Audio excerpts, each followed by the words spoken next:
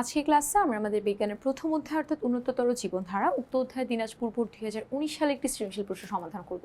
আমরা যদি আমাদের উক্ত সৃজনশীল প্রশ্ন উদ্দীপকের দিকে লক্ষ্য করি, আমাদের উদ্দীপকে বলা হচ্ছে তৃণা রাতের বেলায় চোখে দেখতে পায় না।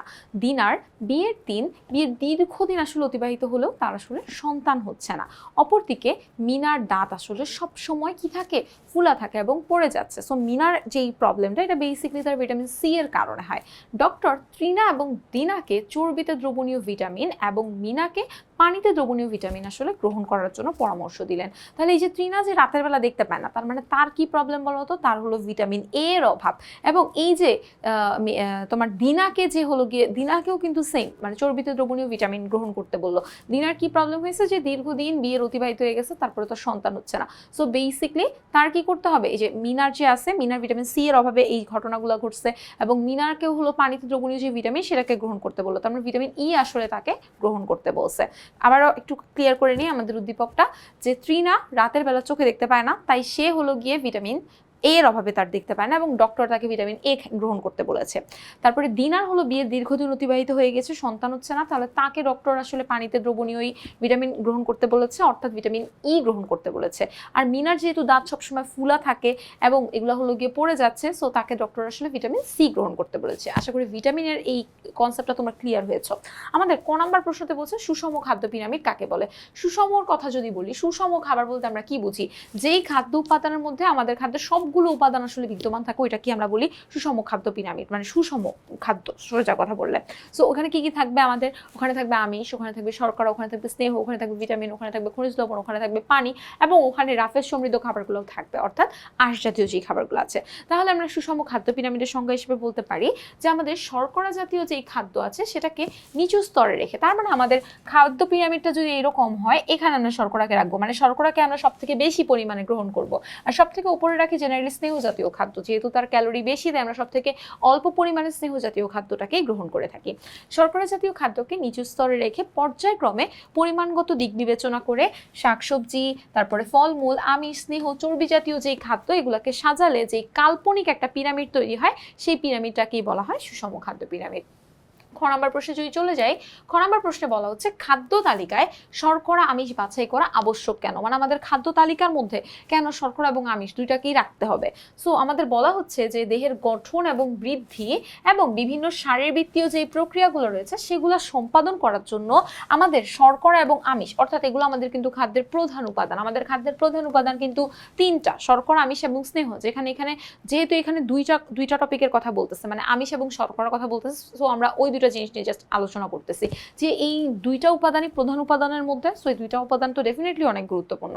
আমাদের খাদ্যদ্রব্যের মধ্যে এই উপাদানগুলোর পরিমাণ এবং ক্যালোরির মান যদি আমরা বিবেচনা করি, তাহলে আমাদের উন্নত এবং সুস্থ জীবনযাপন করার জন্য আমাদের খাদ্য তালিকায় অবশ্যই শর্করা এবং আমিষ জাতীয় খাদ্যকে রাখা জরুরি। এগুলো আমাদের দেহের যে শক্তি, আমাদের পেশি বৃদ্ধি এবং আমাদের কাজ করার যে ক্ষমতা, এগুলো বজায় রাখতে সহায়তা করে। চলে যাব আমাদের গ নাম্বার প্রশ্নতে। আমাদের গ নাম্বার প্রশ্নতে বলা হচ্ছে মিনাকে দেওয়া ডক্টরের পরামর্শ ব্যাখ্যা করো। সো মিনার বেসিক্যালি কি প্রবলেম হয়েছিল? মিনার দাঁত ফুলে থাকতো এবং এটা পড়ে যাইতো। তাহলে ডক্টর তাকে আসলে পানিতে দ্রবণীয় ভিটামিন গ্রহণ করতে বলে। পানিতে দ্রবণীয় ভিটামিন হলো ভিটামিন সি, আর মিনার দাঁত যেহেতু মানে ফুলা থাকে, পড়ে যাচ্ছে, সবগুলো আসলে ভিটামিন সি এর মধ্যেই পড়ে। তাহলে আমাদের বলা হচ্ছে উদ্দীপকের মিনার যে সমস্যা, সেই সমস্যাগুলো হলো ভিটামিন সি এর অভাবজনিত রোগ। তাহলে এই সমস্যা থেকে উত্তরণের জন্য, মানে এই সমস্যার সমাধান করার জন্য ডক্টর মিনাকে ভিটামিন সি সমৃদ্ধ খাদ্যগুলো গ্রহণ করার জন্য পরামর্শ দেন। ভিটামিন সি এর অভাবে আমাদের দেহে বিভিন্ন রকমের সমস্যা দেখা দিতে পারে।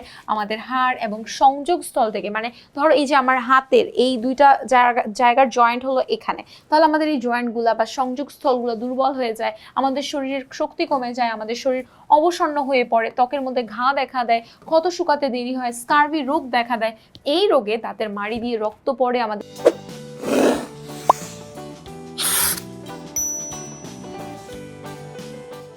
দাঁতের এনামেল ক্ষয় হয়ে যায় এবং দাঁত দুর্বল হয়ে অকালে আসলে দাঁত পড়ে যায়। এছাড়া ভিটামিন সি এর অভাবে দেহের রোগ প্রতিরোধ ক্ষমতা কমে যায়, ফলে সহজে ঠান্ডা লাগে, কর্মক্ষমতা কমে যায় এবং ওজন হঠাৎ করেই কমে যায়। আমাদের ত্বক এবং চুল শুষ্ক হয় এবং পেশিতে ব্যথা হতে পারে। এই সকল কারণগুলোর জন্যই আসলে ডক্টর মিনাকে ভিটামিন সি গ্রহণের পরামর্শ দেয়, যাতে তার শরীরে যে অভাবগুলো রয়েছে সেগুলো পূরণ হয়ে যায় এবং তার স্বাস্থ্যটাও ঠিক থাকে। চলে যাব আমাদের ঘ নম্বর প্রশ্নে। ঘ নম্বর প্রশ্নতে বলা হচ্ছে তৃণা এবং দিনার প্রতি দেওয়া ডক্টরের পরামর্শে ভিটামিন দুটির ভিন্নতা বিশ্লেষণ করো। ট্রিনার রাতে চোখে দেখতে পাইতো না, সো তার ভিটামিন এ দরকার। আর দিনার হলো গিয়ে বিয়ের অনেকদিন অতিবাহিত হওয়ার পর সন্তান হচ্ছে না, সো তার হলো ভিটামিন ই দরকার। তাহলে ডক্টর যে তাদের দুইজনকে দুইটা আলাদা আলাদা ভিটামিন দিচ্ছে, এটা নিয়ে বেসিক্যালি তোমাকে আলোচনা করতে বলতেছে।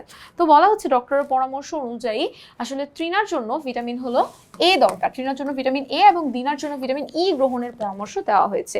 এই দুইটা ভিটামিনের মধ্যে উৎস এবং কার্যকারিতার গুরুত্বপূর্ণ ভিন্নতা আছে, মানে তাদের উৎসটা কোথায়, ভিটামিন এ কোথায় কোথা থেকে পাওয়া যায় এবং সে কী কাজ করে, আবার ভিটামিন ই কোথায় কোথায় পাওয়া যায়, সে কী কাজ করে, এই দুইটার মধ্যে অনেক মেজর আসলে ভিন্নতা আছে। সো ভিটামিন এ কি? ভিটামিন এ হলো পানিতে দ্রবণীয় নয়, মানে এটা পানির সাথে মিশে না, ঠিক আছে। এটা দেহের যে স্বাভাবিক গঠন এবং বৃদ্ধি সেটাকে নিশ্চিত করতে সাহায্য করে। আমাদের ত্বক মানে স্কিন, আমাদের চোখের কর্নিয়া এবং অন্যান্য আবরণী যে কলাগুলো থাকে সেগুলোকে সুস্থ এবং স্বাভাবিক রাখতে সাহায্য করে। আমাদের ভিটামিন এ এর অভাবে রাতকানা রোগ হয়, এটা কিন্তু এমসিকিউর জন্য খুবই ইম্পর্টেন্ট একটা কন্টেন্ট। তাহলে রাতের বেলা দেখতে না পাওয়াটা হলো রাতকানা রোগ, ঠিক আছে। সো ভিটামিন এ এর অভাবে ঘটনাটা ঘটে। এর বিভিন্ন রকমের উৎস আছে, মানে উদ্ভিজ্জ উৎস আছে, প্রাণীজ উৎস আছে। উদ্ভিজ্জ উৎস কি? উদ্ভিদ থেকে আমাদের ভিটামিন এ যেগুলো পাওয়া যায় সেগুলোকে বলা হয় উদ্ভিজ্জ উৎস, আর প্রাণী থেকে যেগুলো পাওয়া যায় সেগুলোকে বলে প্রাণীজ উৎস।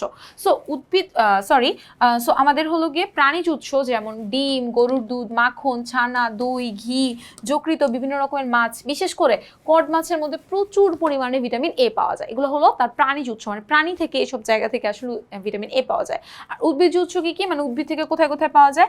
লাল শাক, কচু শাক, পুঁই শাক, কলমি শাক, গাজর, ঢেঁড়স, ফল যেমন আম, পাকা পেঁপে, কাঁঠাল, এইগুলোর মধ্যে ভিটামিন এ প্রচুর পরিমাণে পাওয়া যায়। এখন ভিটামিন এ সম্পর্কে তো আমরা জানলাম যে এর অভাবে কি হয় না হয়, এটা কোথা কোথা থেকে পাওয়া যায়। চলে যাবো আমাদের ভিটামিন ইতে।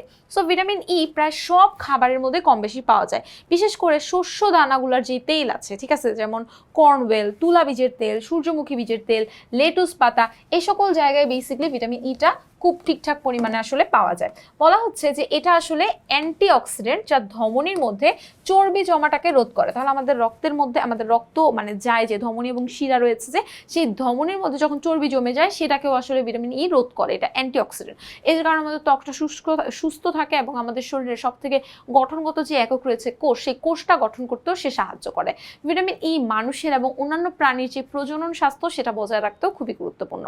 এর অভাবে জরায়ুর মধ্যে ভ্রূণ মৃত্যুর ঝুঁকি থাকতে পারে, মানে এটা যদি কম থাকে তাহলে আমাদের এই যে যখন হলো মানে মাতৃদেহের মধ্যে জরায়ুর মধ্যে ভ্রূণটা প্রতিস্থাপন হয় বা ভ্রূণটা জন্ম নেয়, তখন সেটা হলো গিয়ে বাঁচতে পারে না, নষ্ট হয়ে যায়, টিকতে পারে না, তো তার ঝুঁকিটা থাকতে পারে। দৈনিক সুষম খাদ্য গ্রহণ করলে এর আসলে অভাব করবে না। সুষম খাদ্য বলতে কি বুঝি? খাদ্যের সবগুলো উপাদান যদি আমরা ঠিকঠাক মতো গ্রহণ করি, তুমি শাকসবজি খাবা, ভাত খাবা, মাছ খাবা, মাংস খাবা, ডিম খাবা, তুমি স্নেহ জাতীয় খাবার খাবা, বাদাম খাবা, চর্বি জাতীয় জিনিসপাতি খাবা, ঠিক আছে, ঘি খাবা, তাহলে এই সব কিছু গ্রহণ করলে তোমার আসলে ভিটামিন ই এর অভাব আসলে দেখা দেওয়ার কথা না।